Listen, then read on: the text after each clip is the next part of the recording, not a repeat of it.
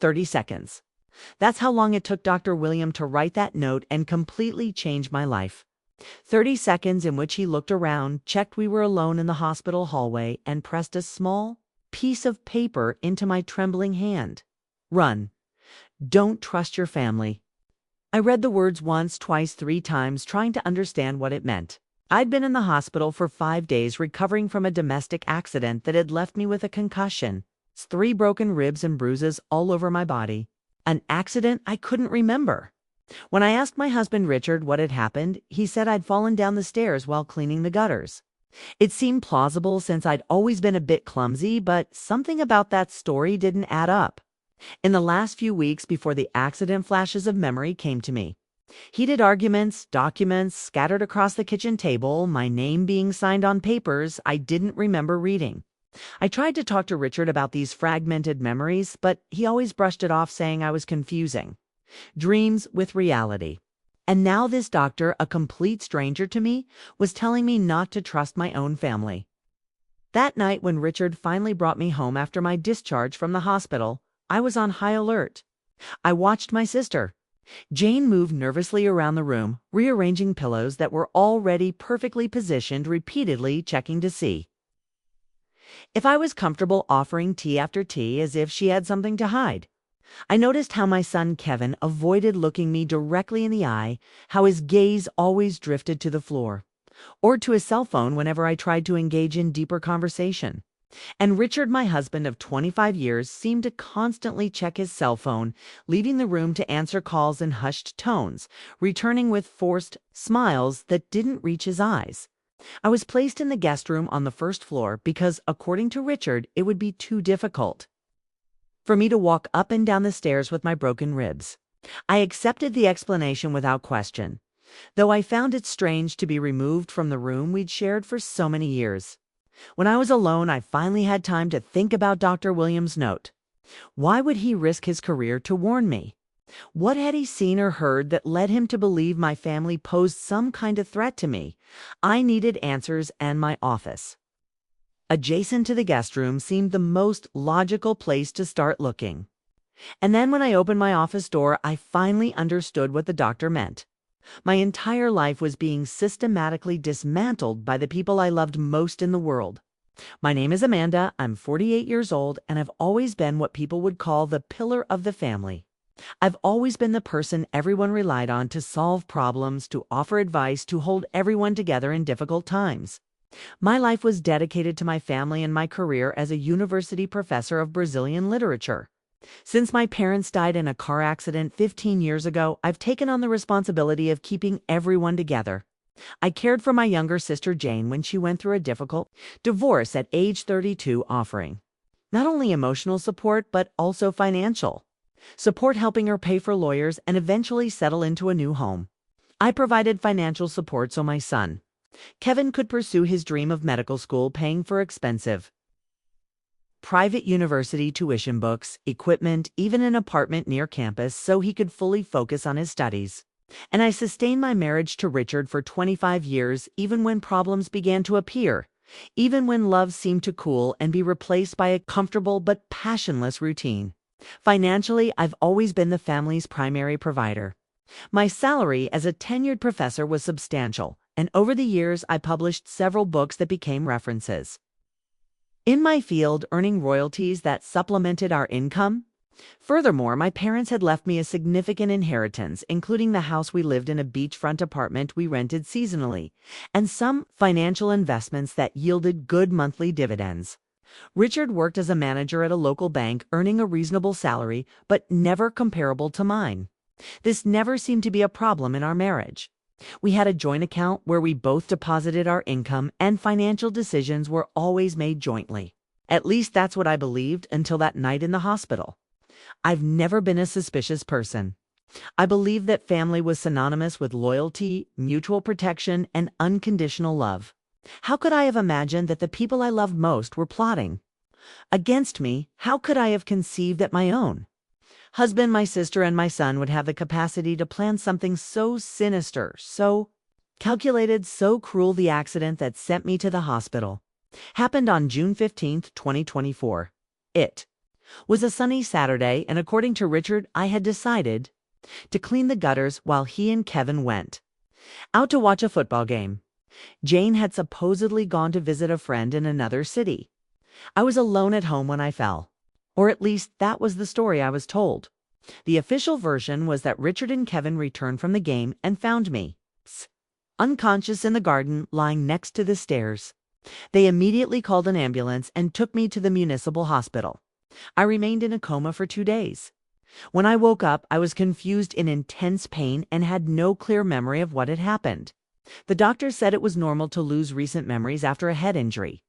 But now, looking at the chaos that was my office drawers, open documents scattered, my computer on displaying my online banking screen, I began to question everything I had been told.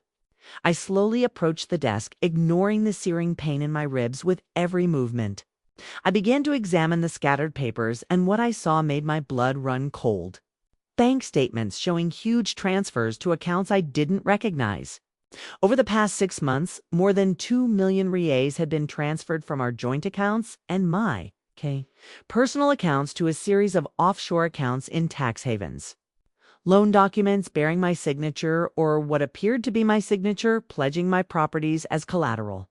The beach apartment, a small farm I inherited from my grandparents, even a stake in a company I owned with other university classmates, all had been used as collateral for large loans I never authorized.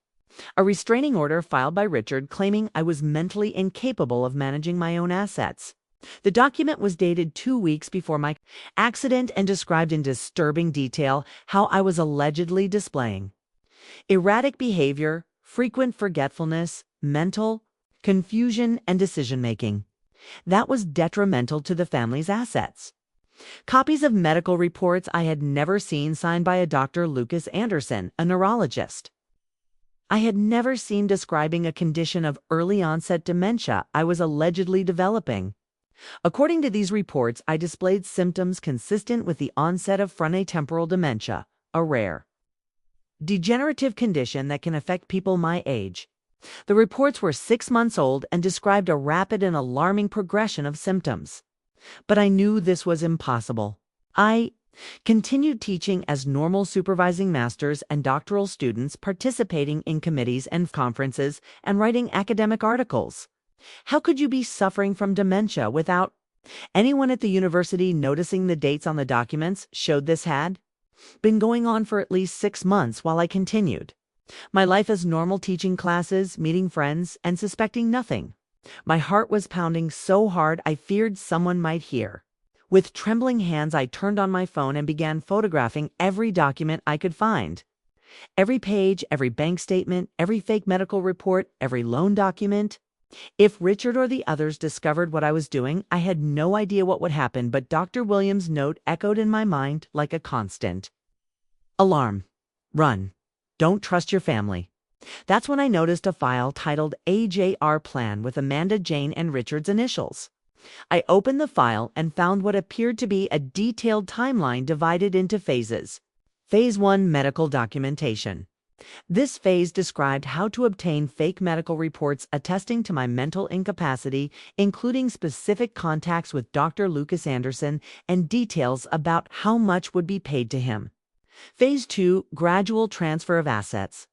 A meticulous plan to transfer my assets to accounts controlled by Richard, including forging my signature on official documents. Phase 3, controlled accident. This part of the document left me cold. It described in clinical detail how to cause an accident that looked convincing, but left me incapacitated enough to not question what was happening. Phase 4, permanent commitment. The final phase of the plan scheduled to take place in 2 weeks described how I would be committed to a long-term psychiatric facility based on the falsified reports and my worsening condition after the accident. It even included the name of the facility, Clínica Recanto Sereno, an isolated facility in the interior of the state known for accepting patients with severe mental illnesses.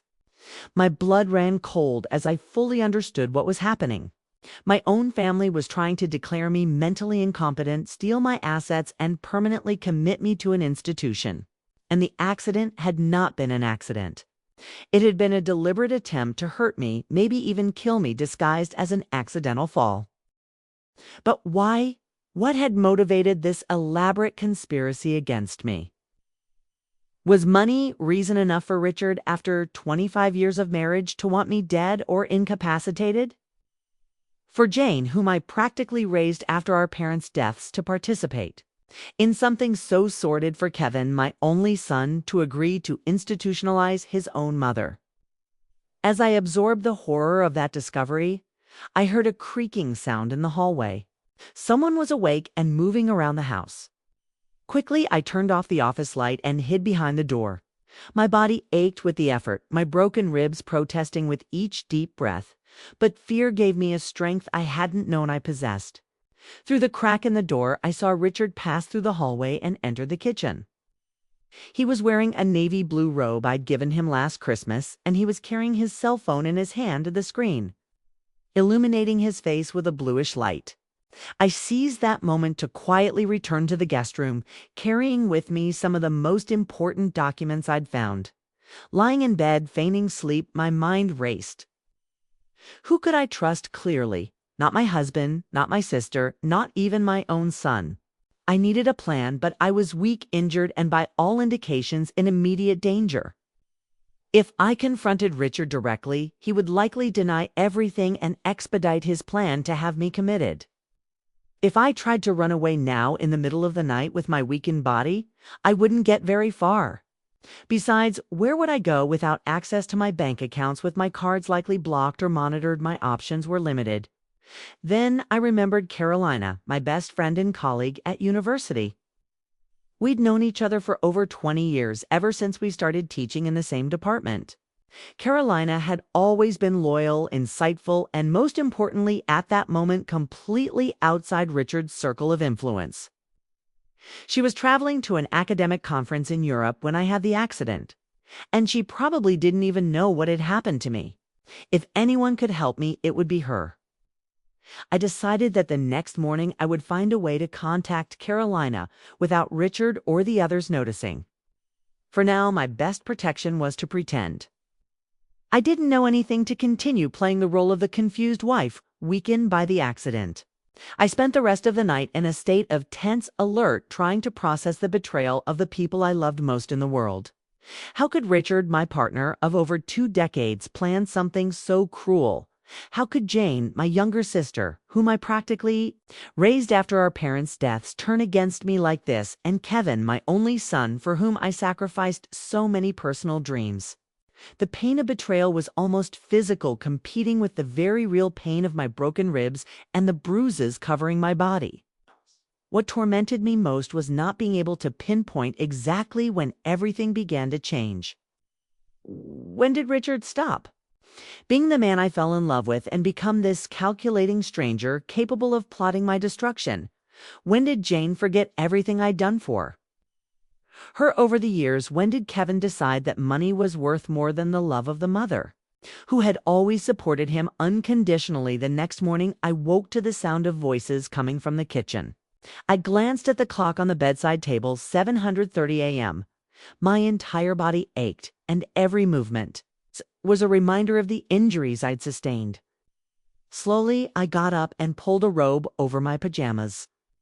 I took a deep breath, trying to control the fear and anger that threatened to overwhelm me. I needed to appear normal, just disoriented enough not to arouse suspicion. I made my way to the kitchen. Richard, Jane, and Kevin were sitting at the breakfast table, talking in low voices. When they saw me, their conversations stopped abruptly, as if I'd interrupted something important. Richard stood, a forced smile on his face. His eyes, which I knew so well after so many years together, didn't convey the warmth his words tried to simulate. "Good morning, dear. How are you feeling today?" he asked, leaning in to kiss me on the cheek. I struggled not to flinch, not to show the disgust and fear I felt. Her perfume, which I had previously found so appealing, now repulsed me. I had to control the urge to wipe my cheek where her lips had touched. "I'm still a little sore, but better," I replied, trying to smile. My voice sounded strange to my own ears, as if it belonged to someone else. Jane immediately offered to make me a cup of tea while Kevin pulled up a chair. I sat at the table carefully observing each of them. Like actors on a stage, they perfectly portrayed the role of the worried family. Jane seemed nervous, her abrupt movements as she prepared the tea contrasting with the solicitous smile on her face. Kevin could barely look me in the eye, concentrating on his bowl of cereal as if it held the secrets of the universe. And Richard, always the most controlled of the three, maintained a facade of normalcy. That would have been convincing if I hadn't known the truth. I accepted the tea Jane offered me, feeling the chamomile aroma rise in wisps of steam. In the past, this tea had always calmed me in times of stress. Now I eyed the cup suspiciously. Had they put something in it, some medication to make me more confused, more manipulable? I preferred not to risk it. I held the cup, pretending to take occasional sips, but in fact, I didn't drink at all. Richard announced that he needed to go out to take care of some business at the bank and that Kevin would accompany him. Something about helping Kevin open an account for a research grant at medical school. Jane would stay with me to make sure I wasn't alone. I saw the exchange of glances between them, the silent communication that I could now interpret as part of the conspiracy. "You don't need to worry about me, Jane," he said, trying to sound casual. "I'm thinking about getting some rest, maybe reading something light." "You must have better things to do than babysit your older sister." Jane exchanged a quick glance with Richard before answering. "Don't be silly, Mandy. I have nothing more important to do than take care of you. Besides, I promised Richard I wouldn't leave you alone." "The doctors were very clear about that, Mandy. Jane always called me that when she wanted something from me or when she was lying. It was a childhood nickname she rarely used under normal circumstances." Another small clue that nothing about this situation was normal or genuine. As soon as Richard and Kevin left, Jane began chatting about trivial things while tidying the kitchen.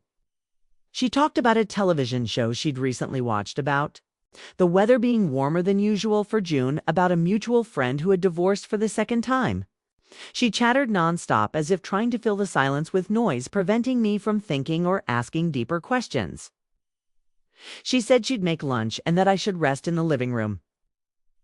There was a movie playing on the television that I might like. When I left the kitchen, instead of going to the living room, I quickly returned to the guest room. I grabbed my phone, which I'd left charging overnight, and checked for any messages from Carolina. Still nothing. She was probably still in Europe or just getting back. I sent an urgent message. "Carolina, I need to talk to you. Absolute emergency. Don't tell anyone you contacted me. Can you come to my house today? The sooner the better. It's a matter of life or death. Please, when you arrive, don't show anything wrong." A few minutes later, I received a reply. "I just got back from my trip last night. What's going on? You're scaring me. I'll be there in 2 hours. I sighed in relief. Carolina was always someone I could count on, no matter the situation. Her immediate, unquestioning response was exactly what I needed in that moment of despair. I deleted the exchange of messages from my phone in case Richard or Jane checked. It wouldn't be surprising, considering everything they'd already done. I returned to the living room before Jane noticed my prolonged absence. I spent the next few hours pretending to watch television while my sister wandered around the house constantly, checking on me with what she tried to disguise as concern.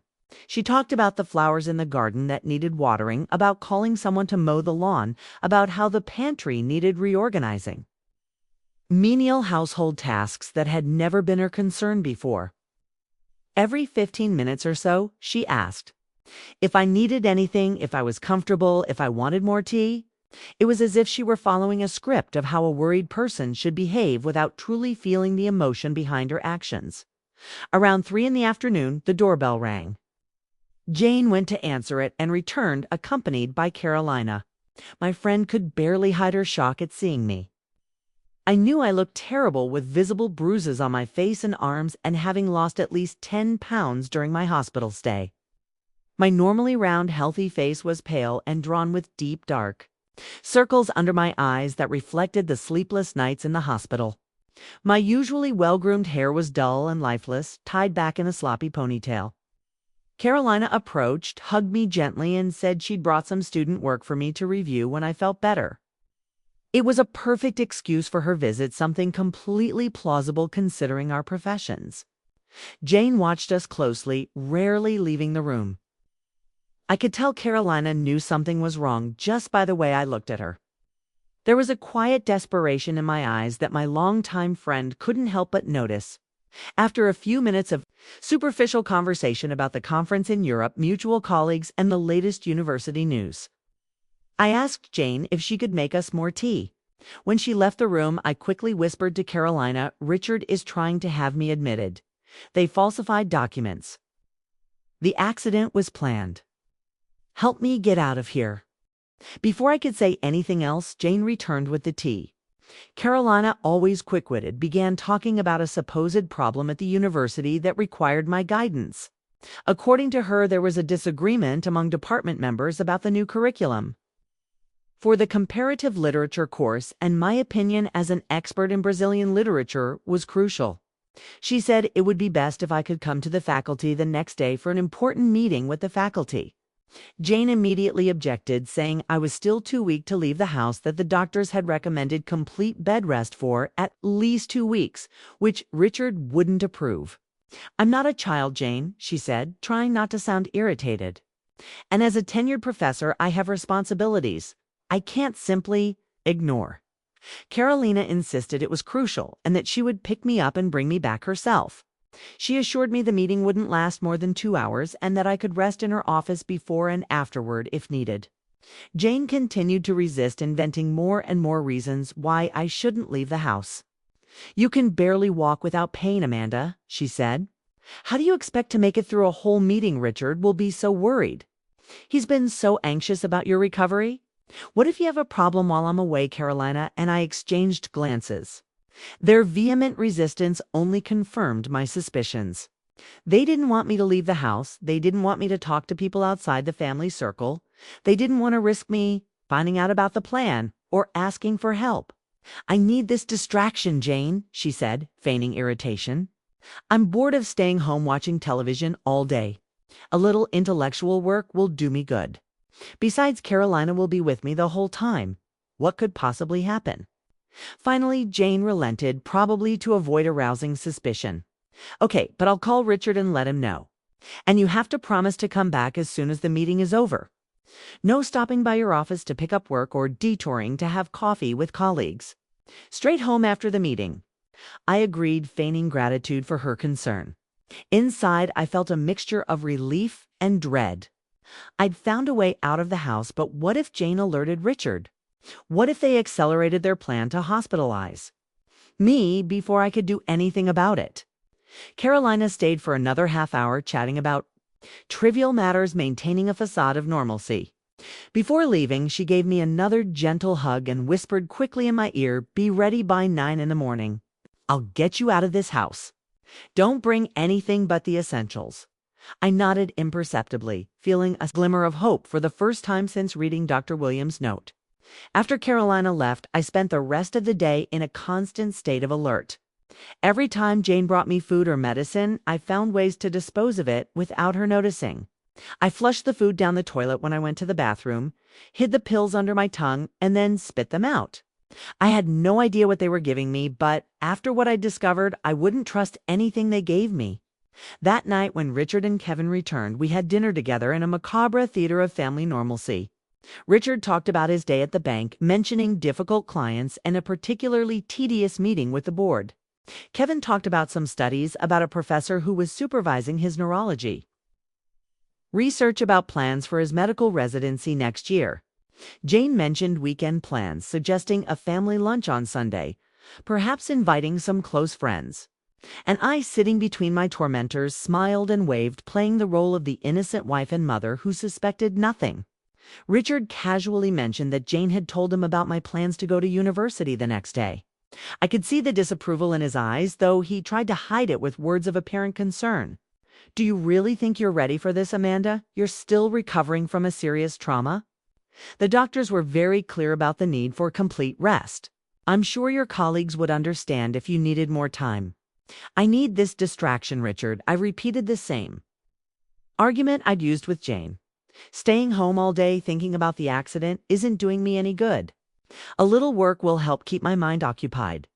Besides, Carolina will be with me the whole time. He exchanged glances with Jane and Kevin, one of those moments of silent communication I'd noticed more and more since returning from the hospital. "Okay," he finally said, clearly displeased.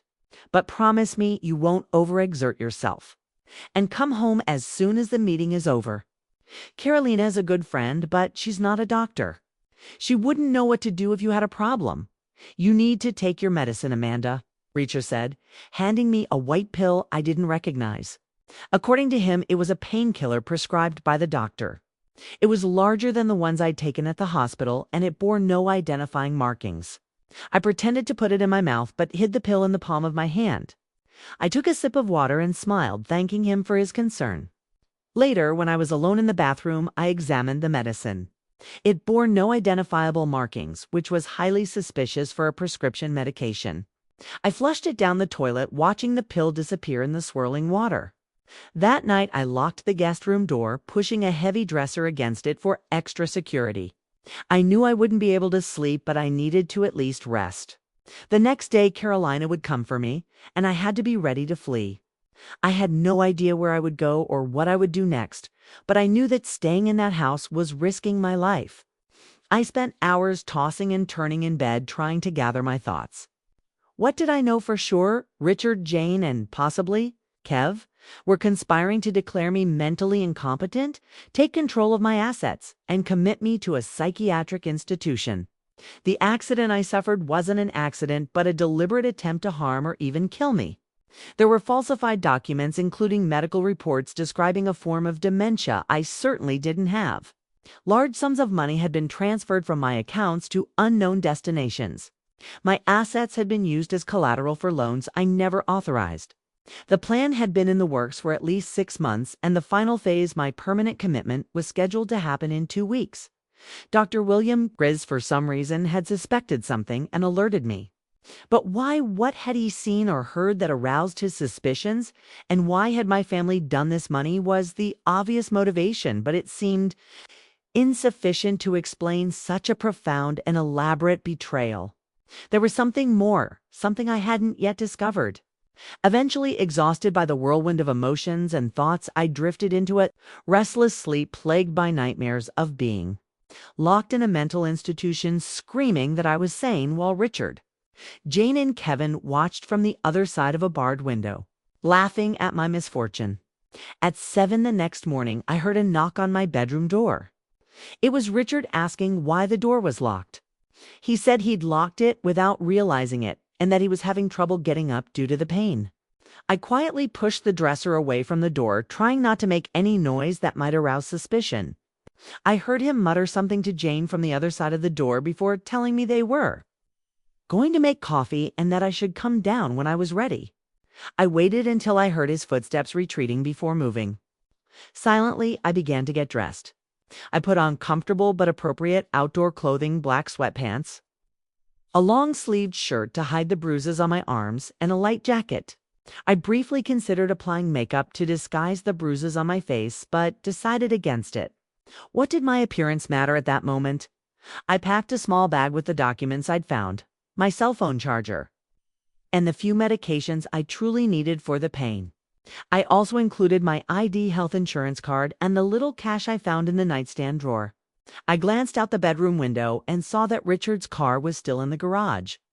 This meant he and Kevin were still home. I walked down the stairs slowly, each step an exercise in pain management.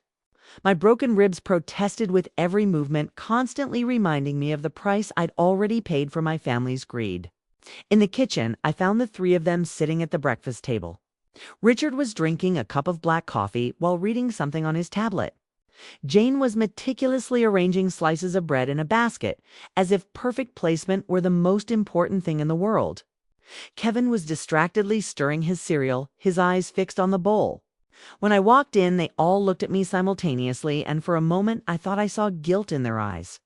But it was only a flash, quickly replaced by forced smiles and questions about how I'd slept, if I was in pain, if I needed help sitting up.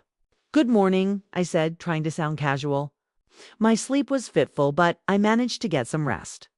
Richard looked at me with an expression I couldn't decipher. It was a mix of concern, irritation, and something else. Something that almost seemed fear. Are you really determined to go to that meeting today? He asked, his voice controlled but with an underlying tension.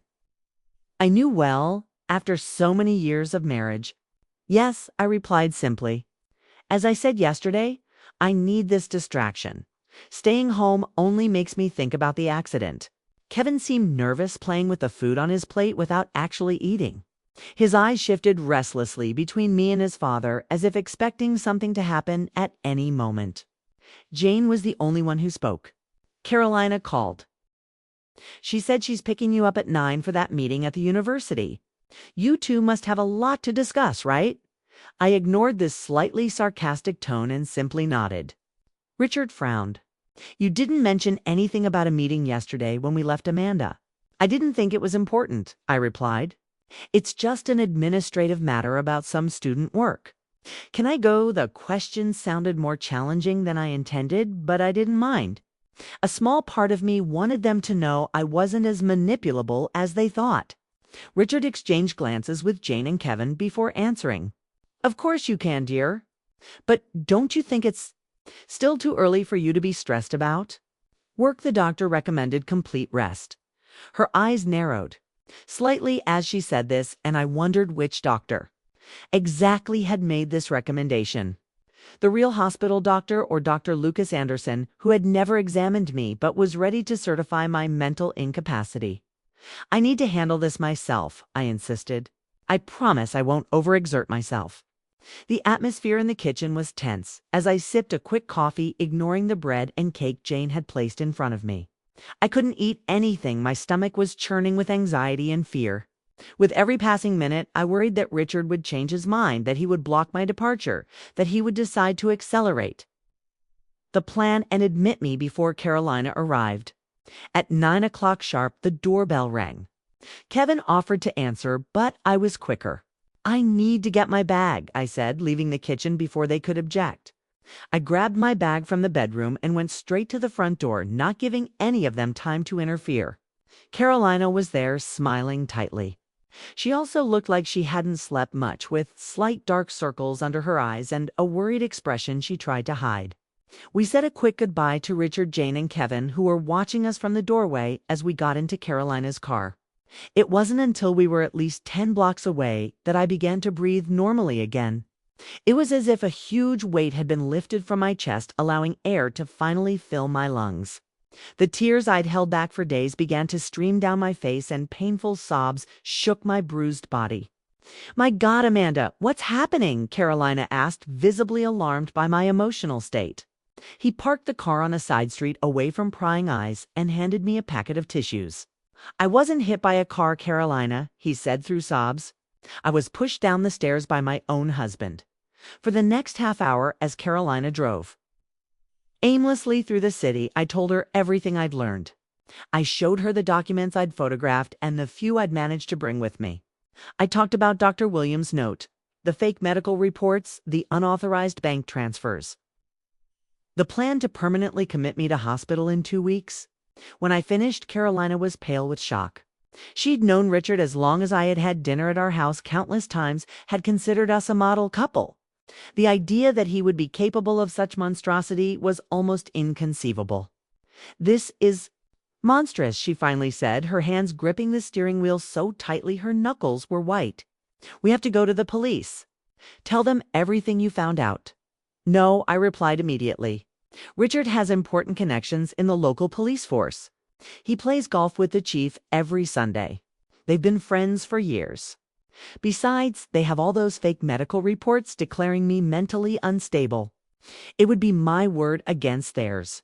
What if Richard used his influence to expedite my hospitalization? If I were declared mentally incompetent, any charges I filed would be dismissed. We need to be smarter. Carolina reluctantly agreed. Instead of the police station, she took me to her home, a small but cozy apartment on the other side of town. It was a modest place, reflecting the salary of a single university professor, but it was impeccably clean and organized. Books filled every available space on the shelves, lining the walls, and the smell of freshly brewed coffee filled the room. There we began to formulate a plan. First, we needed concrete proof of the conspiracy. The documents I'd found were a good start, but we needed more. Witnesses' official statements, evidence that couldn't be easily refuted or dismissed as the ravings of a supposedly sick mind. Second, I needed legal protection against Richard's maneuverings. We needed to find a lawyer who understood the gravity of the situation and was willing to help us even against an adversary with Richard's resources and connections. And third, we needed to find out how much money I still had access to and protect what was left of my assets before Richard could transfer it all to accounts I couldn't reach. Dr. William, I suddenly thought. He suspected something, so he gave me that warning. He could be a crucial witness. He could confirm that my injuries were not consistent with an accidental fall. He could disprove Dr. Anderson's false reports. He could be an important ally. Carolina agreed and offered to take me to the hospital to speak with him. It would be the first stop in our search for answers and help. However, when we arrived at the municipal hospital, the receptionist informed us that Dr. William had taken emergency leave the day before and had no estimated return date. When we asked for more details, the woman seemed uncomfortable looking around as if afraid of being overheard. "I can't say anything else," she said quietly. It was all very sudden. He was here yesterday morning working as usual, and after lunch he simply didn't come back. The head of the medical team said he had a family emergency, but she hesitated, clearly debating whether to continue. But I persisted, sensing there was something important she wasn't saying. "But no one has been able to contact him since," she added, still quietly. "His cell phone goes straight to voicemail, and when a nurse went to his apartment, no one answered. It's very strange. He's not the type of person to disappear without warning." This seemed extremely suspicious to me. Had Richard done something to him too? Had Dr. William been silent somehow after helping me? A chill ran down my spine as I considered the possibilities. If Richard was capable of planning my admission and possibly my death, what else was he capable of doing? We left the hospital more worried than when we entered. Dr. Williams' disappearance added a new layer of urgency and danger to the situation. If he had somehow been silenced, it meant Richard was willing to go even further than I imagined to ensure the success of his plan. We decided to seek legal help. Carolina knew a family law attorney, Maria Elena, who agreed to meet with us at her office that afternoon. While we waited for our appointment, Carolina insisted I eat something. I realized then that I hadn't really eaten properly in the last few days, always suspicious of the food Jane or Richard prepared. At a small cafe near Maria Elena's office, I had some hot soup and a light sandwich, feeling like it was the first real meal in weeks. Carolina watched my every move with concern, noticing how my hands still trembled slightly as I held the spoon, how I flinched in pain with each sudden movement, how my gaze constantly scanned the entrances and exits of the establishment, always alert, always afraid. "You're safe now, Amanda," she said, covering my hand with hers in a comforting gesture. "I won't let them hurt you again." I wanted to believe her. I wanted to believe I was safe, that the nightmare was over. But I knew Richard wouldn't give up easily. He had invested too much time, energy, and money in this plan to simply accept defeat. And if he had truly done something to Dr. William, then he was capable of going to any lengths to get what he wanted. By the time we reached Maria Elena's office, I was exhausted and in intense pain. The day's exertion, coupled with the constant tension and lack of adequate sleep, was taking its toll. The lawyer, a middle-aged woman with gray hair cut in an elegant bob and discerning eyes that seemed to see beyond appearances, welcomed us into a comfortable room, the walls covered with diplomas and certificates. She listened to my story with professional attention without interrupting, only occasionally taking notes on a pad of paper. She examined every document I had managed to save, every photo I had taken, every detail I could remember about the past few months. Her questions were precise and direct, seeking to clarify specific points or fill in gaps in the narrative. When I finished telling her everything, she fell silent for a few moments, reorganizing her notes and apparently reflecting on the case. "This is a very serious case," she finally said. "Your husband is committing several crimes: document forgery, fraud, attempted murder, not to mention the financial aspect. Your sister and possibly your son are complicit in several of these crimes. And there is this Dr. Anderson, who is clearly committing crimes against medical ethics and the law by falsifying reports. We need to act quickly. The first step is to ensure his physical safety. The second is to protect his remaining assets. And the third is to gather enough evidence to indict those involved. I agreed to everything, still trying to process the magnitude of the betrayal I had suffered. It was surreal to hear someone clinically detail the crimes committed by people I considered my family, my safe haven, my core of support and love. Maria Elena immediately called a judge she knew, explaining the situation. In emergency cases, she explained to us, while waiting for the call to be answered, it's possible to obtain protective orders without going through the normal process, which could take days or weeks. She obtained an emergency protective order against Richard, Jane, and Kevin, preventing them from approaching me or contacting me by any means: phone, email, social media, or third parties. She also froze my bank accounts to prevent further unauthorized transfers and began the process to reverse the interdiction Richard had initiated against me. While she handled the legal aspects, Carolina took me to a private clinic for a full medical examination. We needed a report proving my sane state and contradicting the documents Richard had forged. We also needed a detailed evaluation of my injuries, something that could confirm they weren't consistent with an accidental fall, but rather a deliberate assault. The doctor who treated me at the clinic, Dr. Carlos, was visibly disturbed by my story and the bruises still visible on my body. He was a man in his 60s with a kind expression and eyes that conveyed decades of medical experience. After a series of physical and cognitive exams, he confirmed what I already knew: I showed no signs of dementia or any other condition that would justify a stay. My memory was intact, my reasoning was clear and logical, and my perception of reality was perfectly normal. Furthermore, he agreed that my injuries were more consistent with physical assault than an accidental fall. The bruises on my body showed marks that strongly suggested someone had held me down, possibly during a struggle. The fractures on my ribs had a pattern that indicated direct impact, not the type of injury typically caused by a fall.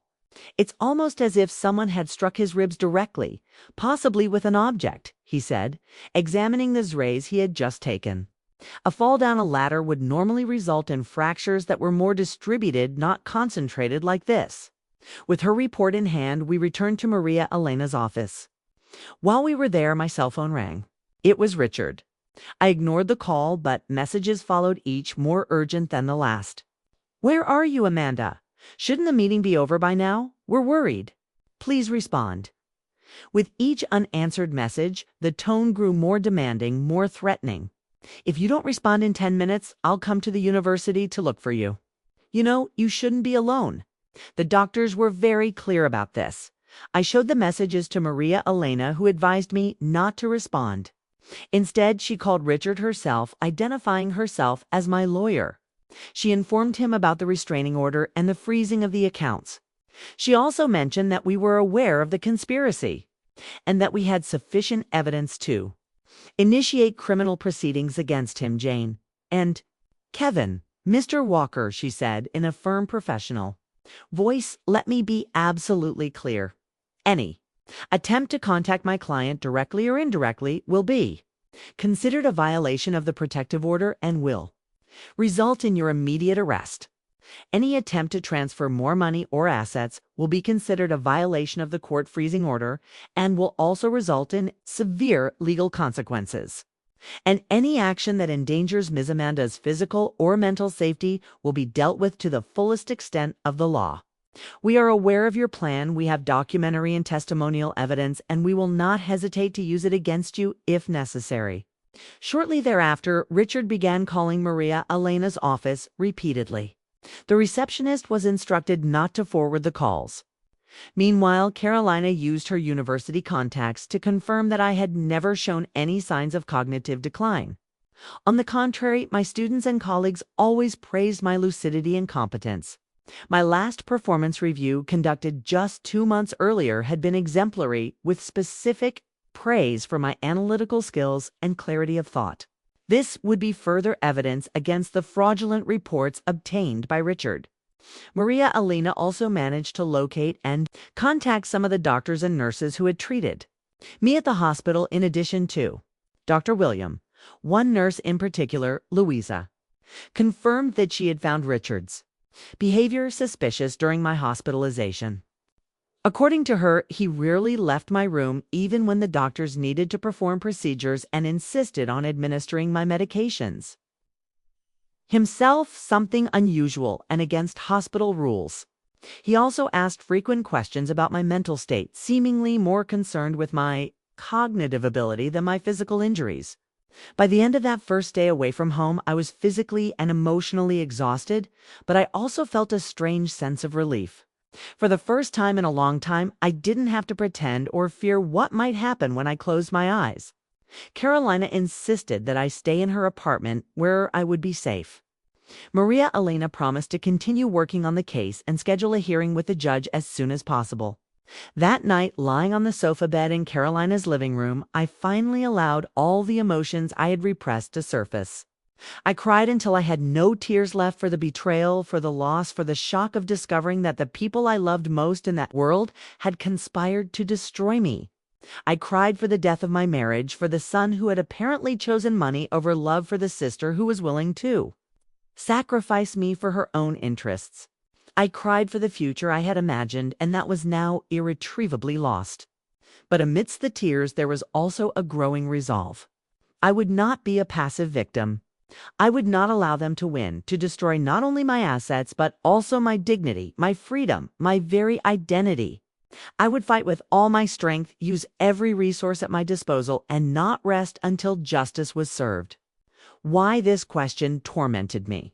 Would money be enough of a reason for Richard, after years of marriage, to try to kill me for Jane, whom I had raised as a daughter, to participate in something so cruel? Why would Kevin, my own son, agree to have his own mother committed? There was more to this story, something I hadn't yet figured out.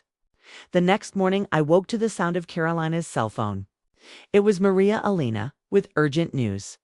Richard had hired one of the city's most expensive lawyers, Alberto Mendez, known for representing politicians and businessmen in corruption and fraud cases. He was contesting the restraining order, claiming I was having a psychotic episode and had run away from home during an episode of paranoia. He was also demanding my immediate commitment based on the medical reports he had obtained. The judge had scheduled a hearing for the next day where both sides would present their evidence. Maria Elena instructed us to remain in the apartment while she resolved the matter judicially. But I knew standing still wasn't an option.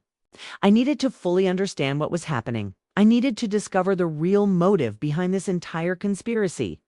I needed to find some explanation that made sense for my family's monumental betrayal. I asked Carolina to help me access my emails and bank accounts. I wanted to see exactly how much money had been diverted and to where. I also wanted to check my emails for any clues. I might have missed any suspicious communication that might shed light on the situation. When we managed to access my email account, we found dozens of unread messages, many from banks and financial institutions confirming transactions I had never authorized, transfers to offshore accounts in places like the Cayman Islands, Switzerland, and Singapore, loans in my name with absurdly high interest rates. Even the sale of some of my properties, including the small farm I had inherited from my grandparents, which had more sentimental than financial value. All of this had happened in the last 6 months, during which time Richard had gradually taken control of our finances, claiming I was too stressed with university work. I remembered then how he had insisted months ago that I give him full power of attorney to manage our assets. At the time, I thought it was just a way to spare me the stress of dealing with banks and investments. Now I understood it was the first step in his plan. We also found emails exchanged between Richard and a doctor named Dr. Lucas Anderson discussing my alleged dementia and the need for hospitalization. Dr. Anderson seemed to be actively cooperating with the plan, even suggesting medication adjustments to make me more docile and confused. In one particularly disturbing email dated just a week before my accident, he suggested increasing the dose of a drug called lorazepam, which I was supposedly taking for anxiety. but which could actually cause mental confusion and drowsiness if administered in high doses. It's essential that she appears confused when we evaluate her for hospitalization, he wrote. The more evidence we have of her cognitive decline, the easier it will be to obtain the court order. These emails were definitive, proof that everything had been planned. But the full motive remained to be understood. Continuing our investigation, Carolina suggested we check the social media accounts of Richard, Jane, and Kevin. At first glance, there was nothing suspicious.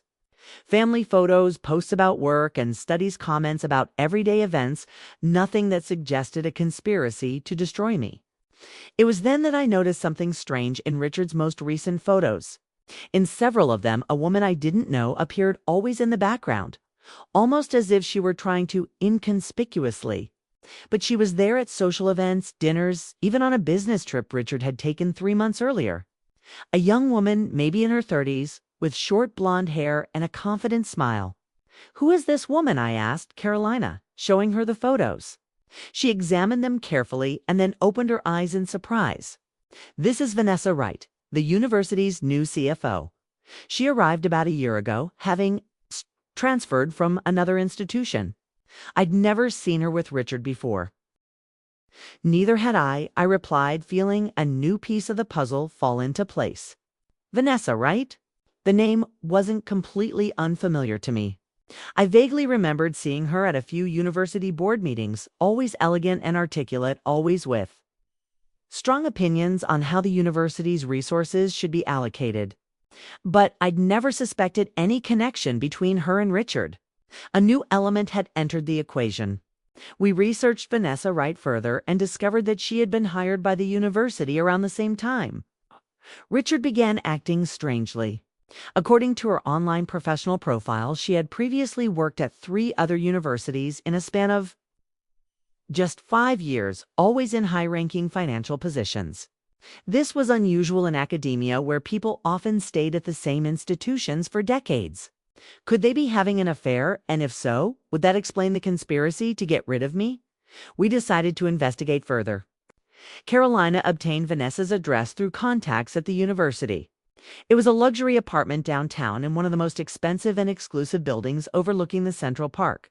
An address that would cost at least 3 times the salary of a university's CFO, no matter how high-ranking her position. This heightened our suspicions.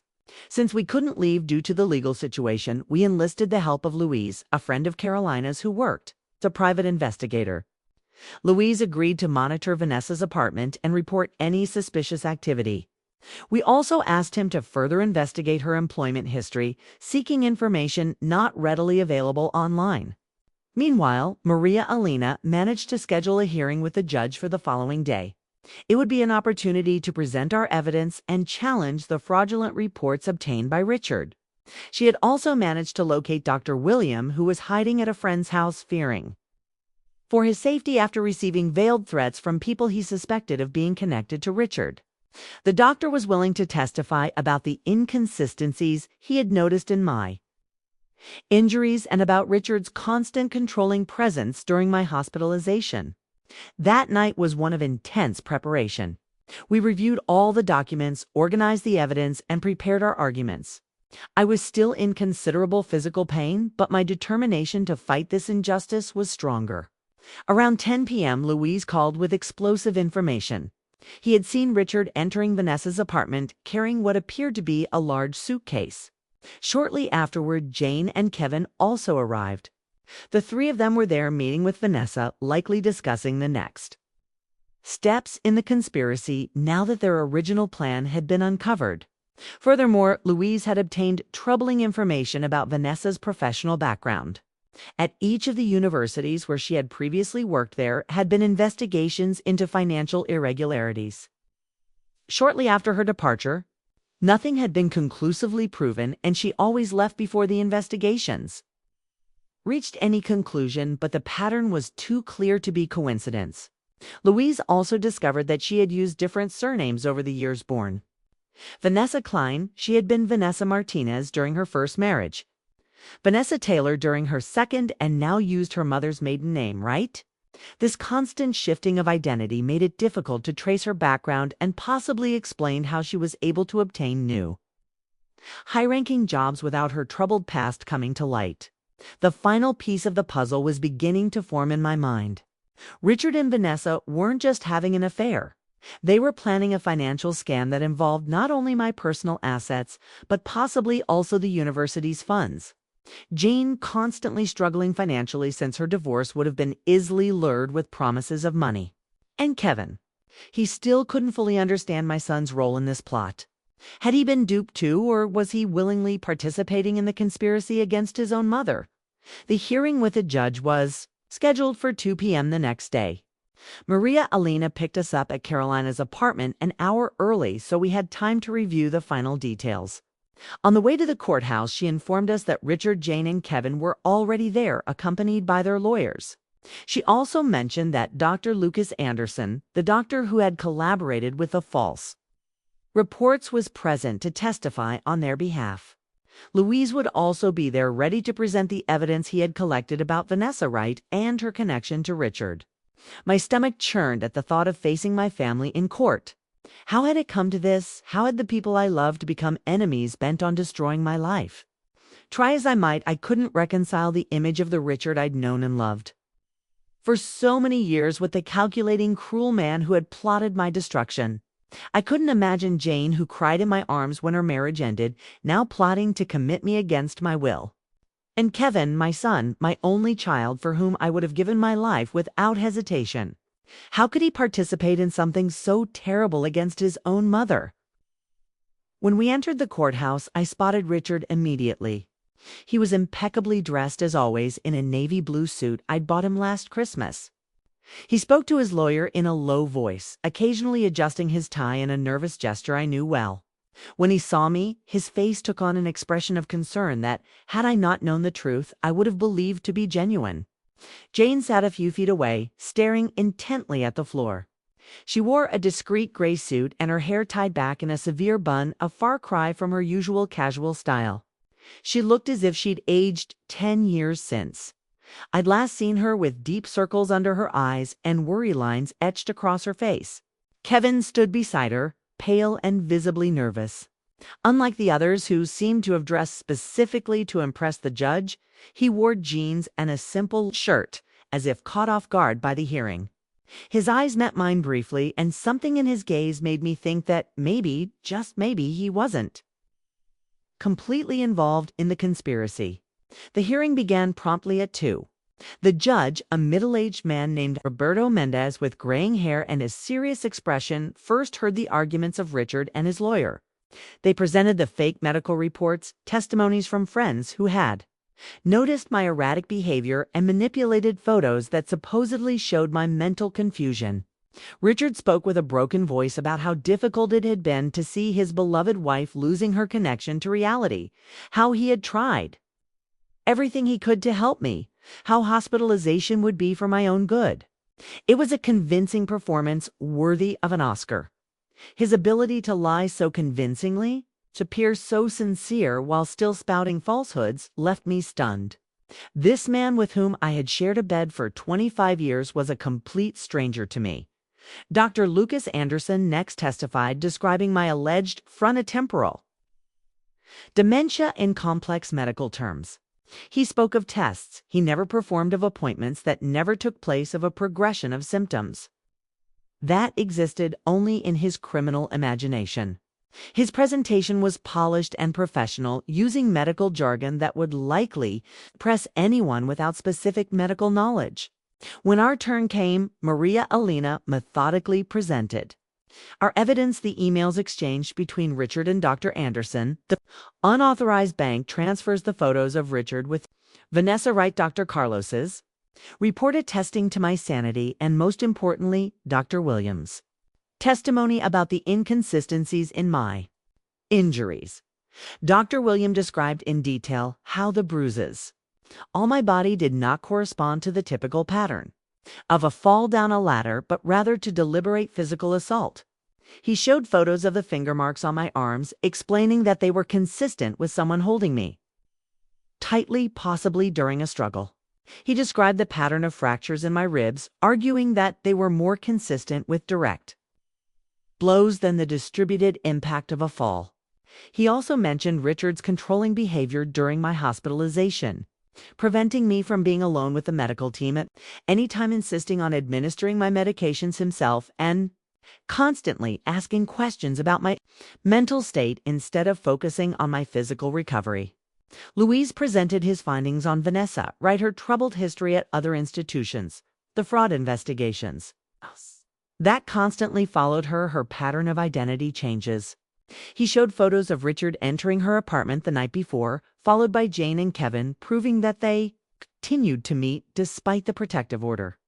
Carolina testified about my professional competence, about how I had continued to perform my academic duties with excellence until the day of the accident without any sign of cognitive decline. As the evidence accumulated, I saw Richard's face change. The mask of concern gave way to a hard, almost menacing expression. His eyes, previously filled with fake tears, now burned with anger. Jane began to cry silently, while Kevin looked increasingly uncomfortable, as if finally grasping the gravity of what was happening.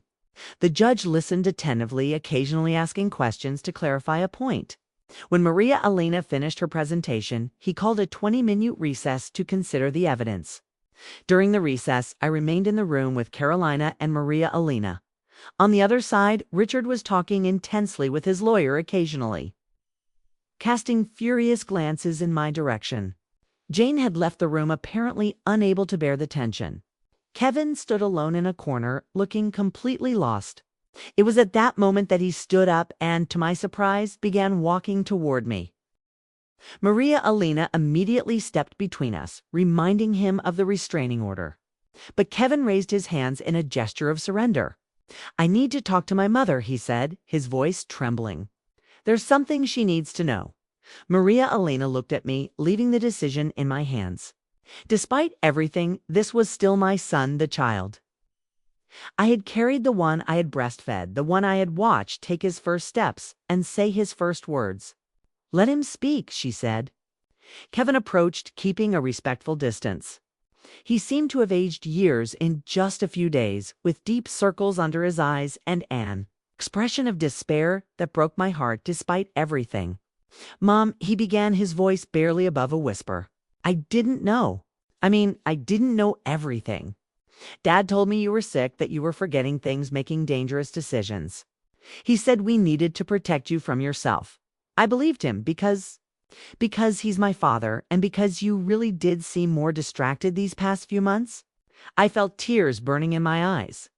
"Distracted because I was working on a new book, Kevin. You know how I get when I'm in the middle of an important project?" He looked down, clearly embarrassed. "I know that now. But at the time, I just believed him. When he suggested we get medical help for you, it seemed to make sense." "What about the accident, Kevin?" I asked, my voice choked with emotion. "Did you also believe I fell down the stairs alone?" He looked down, clearly embarrassed. "I wasn't home when it happened. When I got home, you were already in the hospital. Dad said he found you collapsed in the garden. He said you'd probably had a seizure while cleaning the gutters." I believed him. Tears were now streaming freely down my son's face. "But last night in Vanessa's apartment, I heard them talking. Dad admitted he'd pushed you. He said he had no choice, that you were connecting the dots too quickly." I was horrified. I never imagined he'd be capable of ... His voice trailed off. "Vanessa convinced him you needed to be removed from the equation so they could share the money. She said the clinic they planned to put you in was isolated enough that no one would question what was happening there." "What does that mean, Kevin?" I asked, dreading the answer. My son swallowed, visibly distraught. "I don't think they planned for you to stay in that clinic for long, Mom. I think they planned ... for you to never leave there again." Alive, he meant. I felt a chill run down my spine as I fully understood what Kevin was suggesting. Richard and Vanessa didn't just plan to put me in, they planned to kill me too. Make it look like a natural death in an institution where no one would question, where patients with severe mental illnesses occasionally died without arousing suspicion. The magnitude of the horror nearly made me faint. What about Jane? I asked, still trying to grasp the full extent of the betrayal. Jane didn't know about the accident, Kevin continued. She believed, like me, that you were ill, but she was willing to accept your hospitalization to receive part of the inheritance. They promised to pay off her gambling debts. My sister, constantly struggling financially since the divorce, had developed a gambling addiction that I was completely unaware of. According to Kevin, she owed over 200,000 reais to dangerous loan sharks who had begun threatening her. When Richard offered a solution to her problems, she accepted without much question, convincing herself that he was truly acting in my best interest. And you, Kevin, what was your role in all this? I was supposed to make sure you took the medication Father was giving you, he replied, shame evident in his voice. Medication that he said was supposed to help with your anxiety and confusion, but which I now understand was meant to make you more vulnerable and disoriented. I truly believed we were helping you, Mom. I never imagined. He couldn't finish his sentence, choked with tears. Before we could continue the conversation, the judge returned to the courtroom. Kevin quickly stated that he was willing to testify about what he had heard, even if it incriminated his own father. He returned to his seat as everyone rose for the judge's entrance. Judge Roberto Mendez resumed the session with a grave expression.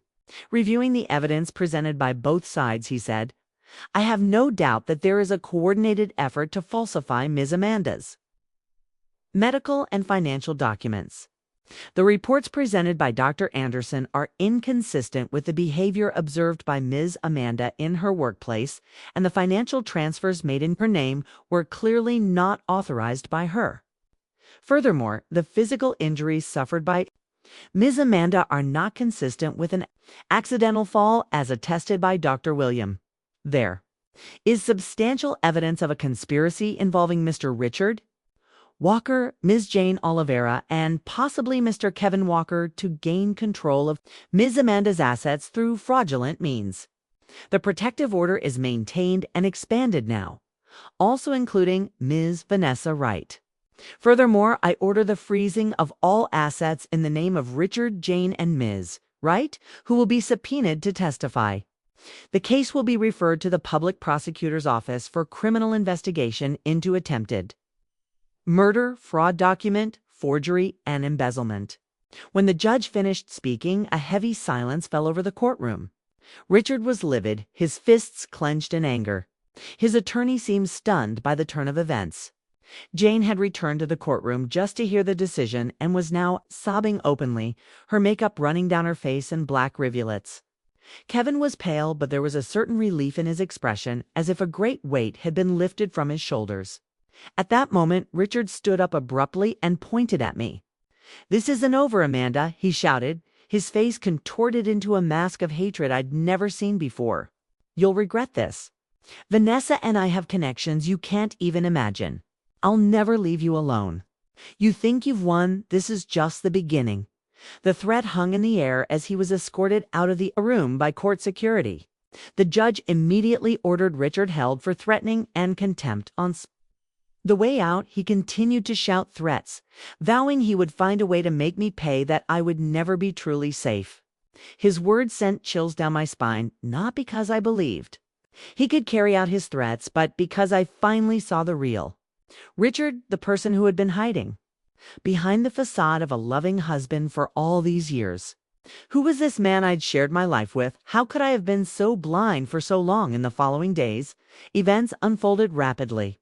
Richard, Jane, and Vanessa Wright were formally indicted on several charges. Dr. Lucas Anderson confessed to falsifying medical reports in exchange for substantial payments, detailing how Richard had devised the entire scheme and recruited him to participate. Kevin, who had cooperated with the courts and provided crucial information, received a lesser sentence of community service and was required to attend therapy sessions to deal with the trauma and guilt of having participated, albeit unwittingly, in the conspiracy against his own mother. My assets were gradually recovered, although some of the transfers to offshore accounts were difficult to trace. The small farm that had been sold without my consent was irretrievably lost, having been quickly demolished by the new owner to make way for a luxury condominium. This loss hurt me particularly as it held precious memories of my childhood with my grandparents. The full motive for the conspiracy finally came to light during the investigation and depositions. Richard and Vanessa had met at a university event approximately a year earlier and began an affair.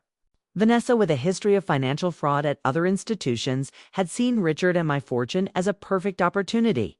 We discovered she was being investigated for embezzlement at her last university and needed money quickly to flee the country before formal charges were filed. Together, they devised a plan to declare me mentally incompetent, take control of my assets, and eventually get rid of me permanently. Jane, with serious financial problems due to a gambling addiction, had been easily cooped with promises of money. Kevin, initially manipulated into believing I was ill, had been the last to join the conspiracy and the first to leave. During the trial, even more disturbing details were revealed. Richard and Vanessa planned to flee to a country without an extradition treaty with Brazil as soon as they had transferred all the money. They had even purchased false documents and airline tickets for the following month. The plan was to admit me to the Recanto Sereno clinic, where a corrupt employee also recruited by them would ensure I received increasing doses of sedatives, till my body could no longer handle them. My death would seem natural, a result of the progression of my supposed mental condition, and no one would question it, especially with all the false reports documenting my decline. 6 months after that afternoon in court, I sat in the office of my new home, a small but comfortable property I had purchased on the other side of town. I could no longer live in the house where I had nearly been murdered by my own husband. Every room, every piece of furniture, every object held memories now stained by betrayal. The new house was smaller, simpler, but it was mine, a safe space where I could begin to rebuild my life. The freshly painted walls and soft shades of blue and green conveyed the sense of calm and renewal I so desperately needed. Richard had been sentenced to 15 years in prison for attempted murder, fraud document forgery, and several other crimes. The sentence had been particularly harsh due to the premeditated and cruel nature of the acts and the breach of trust involved. Vanessa received a similar sentence, aggravated by her history of fraud in other institutions. Jane was on probation and following a treatment program for gambling addiction. Her sentence had been lighter due to her cooperation with the courts and the fact that she had not directly participated in the attempted murder. We still maintained minimal contact, mostly through occasional messages. She had moved to another city, seeking a fresh start away from the painful memories and debts that still haunted her. Kevin and I were slowly rebuilding our relationship. He had transferred his medical residency to another state, determined to make a fresh start away from the mistakes of the past. He called every week, and we began having deeper conversations about what had happened, how he had been manipulated by his father, about his guilt and regret. Trust was slowly being rebuilt, brick by brick, conversation by conversation. Carolina remained my rock, my most loyal friend. He stood by me throughout the process, offering not only practical support, but also the emotional support I so desperately needed. His home had been my refuge in the most difficult times, and his friendship a beacon of hope when all seemed lost. Maria Elena had become not only my advocate, but also a close friend. His skill and determination had been fundamental to the positive outcome of the case, and his understanding of the human dimension behind the legal aspects had helped me navigate the emotional turmoil that accompanied the entire process. And me, I was learning to trust again. Not in people initially, but in myself. In my intuition, in my strength, in my ability to rebuild my life from scratch. I had learned to listen to that inner voice that had tried to warn me of the danger signs, but which I had ignored for so long. He had learned that strength doesn't mean the absence of vulnerability, but the ability to move forward despite it. I had returned to university not as a professor, but as the coordinator of a new program supporting victims of domestic violence. My personal experience had given me a new mission, a new purpose. I wanted to use what I had experienced to help others going through similar situations, to show that it was possible too. Survive, rebuild, and rise from the ashes of betrayal and abuse. The program offered not only psychological and legal support, but also financial and Professional guidance, recognizing that economic independence was often the key to escaping abusive relationships. I had also begun writing a book about my experience, not as a sensationalist expose, but as an honest and reflective account of trust, betrayal, manipulation, and overcoming. I wanted my story to serve as a warning to others who might be experiencing similar situations without realizing it, trapped in relationships where love had been replaced by control and exploitation. That afternoon, while organizing some documents, I received an email from Dr. William. He had accepted a position at a hospital in another country, far from the veiled threats he had received after testifying against Richard. His courage in helping me and risking his career and safety to warn a patient he barely knew had been one of the few glimmers of light in all that darkness. In the email, he wrote something that stuck with me. Sometimes the greatest betrayal comes from those sworn to protect us. But that doesn't mean we should stop believing in kindness. It just means we must learn to recognize the signs and appreciate those who truly care. He was right. For every Richard, Jane, or Vanessa who had betrayed me, there was a Carolina, a Maria Elena, a Dr. William who had reached out when I needed it most. For every moment of despair, there was a moment of hope. For every loss, a new beginning. I looked out my office window, watching the sunset. The clouds were tinted pink and gold, a spectacle of beauty that contrasted with the darkness I had experienced these past months. It had been an unimaginable journey from rock bottom to this moment of renewed peace. The pain of betrayal would never completely fade, but I had learned a valuable lesson. Our greatest strength often emerges in our darkest moments, when we are forced to fight, not only against others, but against our own doubts and fears. That note Dr. William delivered to me at the hospital run, "Don't trust your family," had been the first step on a journey of self-discovery and rebirth. I had run, yes, but mostly toward a stronger, wiser version of myself. A version that wouldn't let the past define its future, that wouldn't let betrayal destroy its ability to trust, that would find beauty and purpose even in the darkest moments. Sometimes I still woke up in the middle of the night, sweating, reliving the moment I saw Richard at the door of my hospital room, feigning concern as he plotted my destruction. Sometimes I still felt my heart ache as I passed places that reminded me of the happy times we'd shared as a family, moments that now seemed to belong to another life, to another person. But those moments were becoming less frequent, less intense. Time, as they say, doesn't heal all wounds, but it teaches us to live with the scars. And my scars, both physical and emotional, were becoming marks of a battle I'd won, not just survived. One of the hardest lessons I learned was about forgiveness. Not the kind of forgiveness that absolves the other of responsibility, that minimizes the harm done, that allows the cycle of abuse to continue. But the kind of forgiveness that frees the victim from the weight of hatred and resentment, that allows them to move forward without carrying the emotional burden of constant anger. I don't know if I'll ever be able to fully forgive Richard for what he did. The betrayal was too deep, the damage too permanent. But I had begun to forgive Jane, understanding how her addiction and desperation had made her vulnerable to manipulation. And I had forgiven Kevin, recognizing how he too had been a victim of his father's manipulation. How he had been used as a pawn in a game much larger than he understood. Most importantly, I was learning to forgive myself. For not seeing the signs, for trusting blindly, for ignoring my intuition that occasionally warned me that something was not right.